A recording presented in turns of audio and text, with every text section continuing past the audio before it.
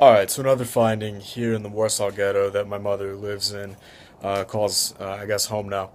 Um, the neighbors that are right next door, the driveway is parallel to their house.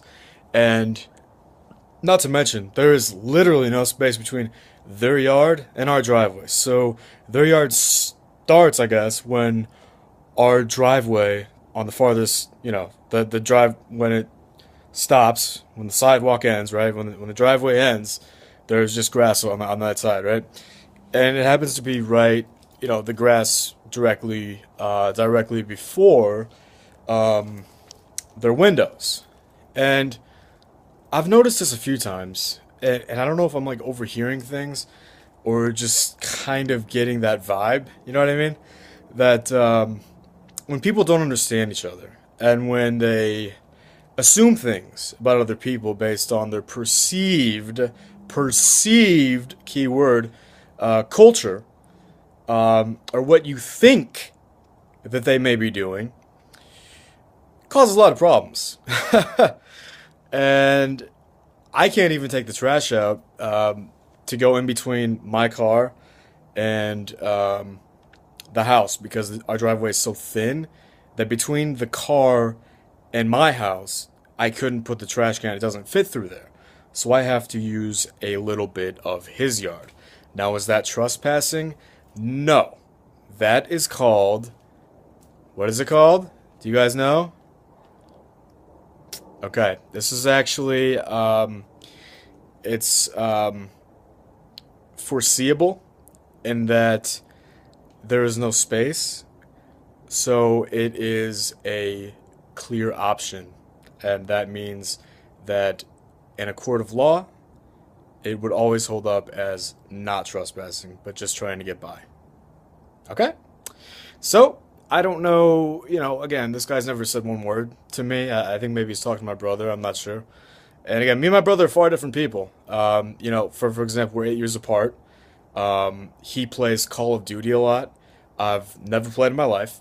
Um, so, there's that. And I went away to college and graduated high school with a 4.0 GPA and was a scholar throughout those years and am now and have taken many grad school courses, but I do not have a graduate degree yet.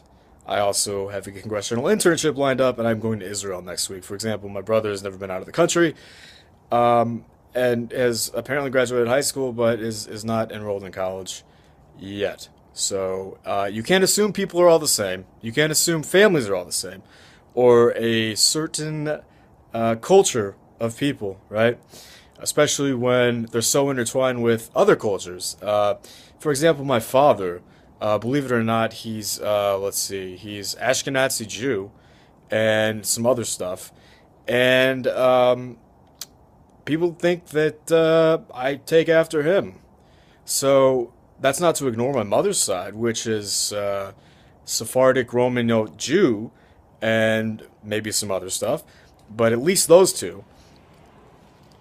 But to sit here and have a conflict with your neighbors and to just have this mindset, this frame of mind that's just so ugly and just so misconstrued.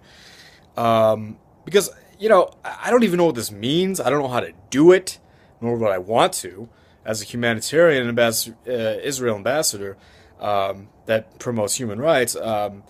But I feel tight in the chest a lot in this particular neighborhood.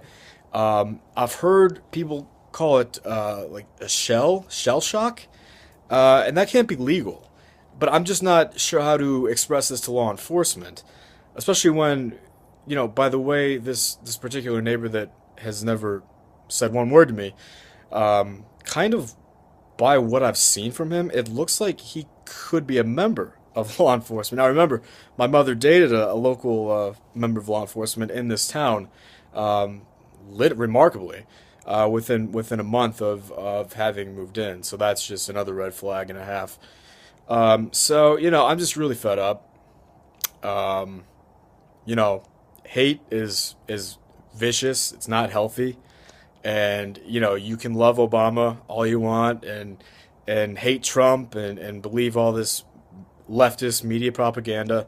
But the fact is, we won, and you're losing, and you will continue to lose.